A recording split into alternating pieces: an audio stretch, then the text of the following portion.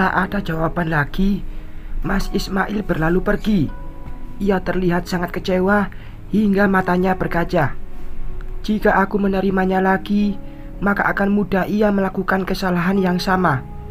Dari yang terbaca, Ririn justru korban juga, meskipun ia juga salah karena memaksakan kehendak menikahi Mas Ismail yang dulunya suamiku. Mungkin ini namanya karma bagi Ririn. Kala aku dicampakkan karena status sosial, kini ia dicampakkan karena tak bisa memberi keturunan. Kamu memaafkan Ismail, Sarah? Baru masuk ke kamar, emak langsung bertanya seperti tak sabaran ingin tahu. Enggak, mak, jawabku. Terus ngapain kamu membiarkannya dekat dengan bayimu? Emak mulai duduk di kursi di dekatku. Ia bapak kandung bayiku, mak. Biarlah ia lihat untuk yang terakhir kalinya. Lagian jika kita usir, dia pasti kuku, minta masuk bertemu.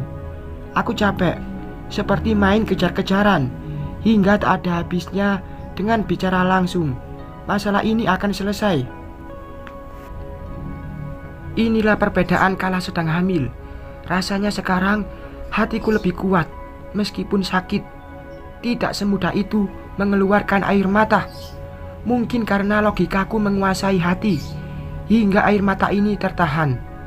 Minta maaf dan cinta, seenaknya perutnya. Kala ia menikahi dokter sombong itu, di mana cintanya? Sebaiknya gak usah bahas itu, mak. Bikin sakit jahitan perutku aja. Oh ya, mak mau makan apa? Hah? Alis emak berkerut. Emak mau makan apa? Biar aku pesan online, terus bayar di sini. Oh, kirain mau belanja keluar. Emak ada aja. Aku aja belum bisa jalan cepat, kok malah belanja keluar. Tiba-tiba bayiku terbangun. Emak langsung mendekati box bayi. Wah, bedungannya basah, ucap emak, lalu mengganti bedungan. Setelah mengganti bedungan, lalu menyusui anakku. Ia kuat sekali menyusu, karena hisapannya terasa kuat. Setelah diperhatikan, ia sangat mirip bapaknya. Tok, tok, tok. Siapa lagi yang datang? Ucap emak melangkah ke pintu. Pintu dibuka. Ternyata mami Mas Ismail. Mau apa lagi? Mau minta maaf atau menghujat? Aku ingin bertemu Sarah dan cucuku, ucap mami di depan pintu. Terlihat dari dalam, ia menatapku. Mau apa? Tanya emak ketus. Aku mau bicarakan tentang cucu kita. Cucu kita, dua kata itu seperti sebuah bendera perdamaian antara emak dan dia. Apa ia lupa datang ke rumah bawa cek menghina kami? Apa ia lupa telah mengusirku, emak dan Tia malam itu, dengan bangganya mengatakan kalau Mas Ismail akan menikahi Ririn? Sarah tidak mau bertemu, tolak emak. Namun mami menerobos masuk, hingga emak tak bisa mencegah. Hei, kok main masuk aja? Aku ingin bicara, Sarah, ucapnya sambil melangkah mendekat. Tak jauh dari tempat tidur di mana aku duduk, ia berdiri melihat ke bayi yang sedang kususui. Aku tidak mau bicara, tolakku. Tapi aku tetap ingin bicara agar semuanya jelas. Aku tidak mau dengar dan tidak mau tahu. Aku tahu kamu masih marah, tapi dengar dulu sebelum aku meninggalkan kamar ini. Menghela napas besar, rasanya ini seperti pemaksaan. Tadi putranya, dan sekarang dia datang. Kamu mau apa lagi? Apa nggak cukup mengusir kami malam itu? Emak berkaca pinggang. Mami memalingkan pandangan ke emak. Aku datang ingin minta maaf. Bukankah dalam agama kita dianjurkan saling memaafkan? Ya Tuhan, ini mau minta maaf, tapi kenapa terkesan memaksa dengan membawa agama segala? Sebenarnya ia mau minta maaf atau menunjukkan kekuasaan karena orang berduit. Ini minta maaf kok malah maksa. Ucapan emak mewakili isi hatiku. Aku bukan memaksa, tapi berpikir panjang tentang anak itu. Mami menunjuk ke bayiku. Aku udah bilang pada Mas Ismail agar jangan urus hidupku atau anak ini. Jadi gak ada yang perlu dibahas. Enak saja memikirkan bayiku, seolah aku tunduk padanya. Dari cara bicaranya masih memperlihatkan keangkuhan. Mami tampak sesak napas karena menghela napas besar berulang kali. Wajahnya pucat meskipun dipoles bedak. Sakit apa dia sebenarnya? Aku salah mengusir kalian waktu itu. Aku yang meminta Ismail menikah dengan Ririn. Ini bukan salah Ismail hingga ia ditolak atas kesalahanku. Astaga, secara tak langsung ia menjelaskan kalau putranya lelaki tidak punya pendirian, hingga terkesan bertindak harus diarahkan.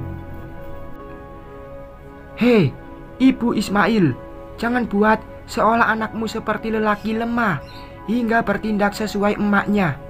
Apa nggak malu bicara begitu? Lah, Sarah aja yang perempuan bisa bertindak sendiri. Bahkan ia hamil aja berani tanpa kami dampingi. Ajari tuh anakmu mandiri hingga bisa memutuskan sesuatu tanpa campur tanganmu. Bukankah ia seorang pemimpin perusahaan yang sering memberikan keputusan? Masa itu aja masih diajari? Emak mengeluarkan kekesalannya mendengar ucapan Mami. Ya, aku sepemikiran dengan emak. Bukan begitu. Ismail hanya anak yang patuh. Sarah juga bukan anak yang suka melawan. Tapi ia bisa melakukan sendiri dengan tepat. Karena selama ini kami sebagai orang tua tidak pernah kecewa. Hanya nasib aja ia dipermainkan oleh orang-orang yang tidak bertanggung jawab. Aku kesini bukan untuk berdebat. Cara kita mendidik anak berbeda. Lah iyalah, aku tak tamat sekolah, tapi bisa mendidik anak. Mana yang tanggung jawab serta bersikap menghargai orang. Suara emak semakin lantang. Bayi itu adalah satu-satunya pewaris kekayaanku dan kekayaan Ismail. Jika ia berada di tanganku, maka dijamin hidupnya senang 7 turunan. Dek, jadi ini alasannya menemuiku. Mau minta anakku dengan alasan harta. Sudah diduga, ia belum berubah hingga uang bisa membeli segala-galanya. Maaf, aku tidak tertarik.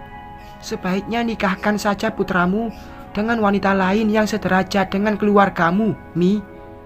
Bukankah kami hanya orang-orang miskin dan kampungan? Ucapannya dulu sangat kuingat. Kamu mau membalas ucapanku? Bukan membalas, tapi kenyataan. Gak usah repot-repot. Sana bawa hartamu mati. Kami masih bisa memberi makan dan mengajari jadi anak yang tidak sombong. Emak seperti belum puas membalas. Dasar keras kepala, gumamnya. Ya, aku memang keras kepala. Jadi gak usah menemuiku lagi. Jika permainan kalian membuatku hamil dan melahirkan cucumu, anggap saja bayi ini juga permainan, seperti ia bukan cucumu. Aku tidak akan meminta pertanggungjawaban putramu sepeser pun. Silahkan gunakan hartamu buat membeli menantu sederajat agar nama keluarga kalian semakin dipandang. Tenang aja, aku tidak akan ikut campur. Ia minta maaf, tapi masih terdengar sombong. Tadinya sudah menahan, namun sulit. Mendadak jahitan perut terasa nyeri karena suaraku agak lantang. Akan tetapi tiba-tiba Mami bersimpu. Aku mohon, kembalilah rujuk dengan Ismail. Semua kesalahanku. Mungkin umurku tak panjang lagi. Jangan biarkan aku mati dengan rasa penyesalan ini. Anak itu berhak mendapatkan kebahagiaan bersama kedua orang tua yang lengkap. Aku dan emak langsung beradu pandang sesaat. Ya, kami terkejut karena tiba-tiba manusia sombong seperti Mami mau bersimpu di hadapanku. Kenapa kamu melakukan ini? Bukankah bisa mencari pengganti Ririn dan memberimu cucu? Putraku mencintaimu. Ia tersiksa dengan rasa menyesal. Apakah karena aku melahirkan cucumu hingga kamu bersimpu? Ya, dan juga karena putraku yang mencintaimu. Ya Tuhan, aku masih tak percaya kalau ia masih bersimpu. Dan kali ini ada butiran bening mengalir di sudut matanya. Rasa malu dan gengsi dia abaikan demi bisa meraih anakku. Rasa malu dan gengsi diabaikan demi bisa membuat putranya bahagia setelah apa yang dilakukan. Berdirilah Mi, jangan bersimpu karena seumuran emakku. Tak sopan rasanya membiarkan ini. Ya, gak usah bersimpu segala, tukas emak. Tolong rujuklah dengan putraku. Hah, aku tidak bisa. Jangan bersimpu karena kamu seumuran emak. Semua tidak mudah, aku sudah mengalaminya. Aku tidak bisa rujuk lagi dengan putramu karena ada anakku, Tia. Tentu aku memikirkan Tia karena ia pernah tertekan hingga lari dari rumah. Buat apa aku bergelimang harta masuk lagi sebagai menantu di rumah manusia sombong? Kalau ujung-ujungnya Tia tak bisa diterima, menikahi janda harus bisa mengambil hati anaknya. Tetapi Mas Ismail tidak melakukannya. Bersambung.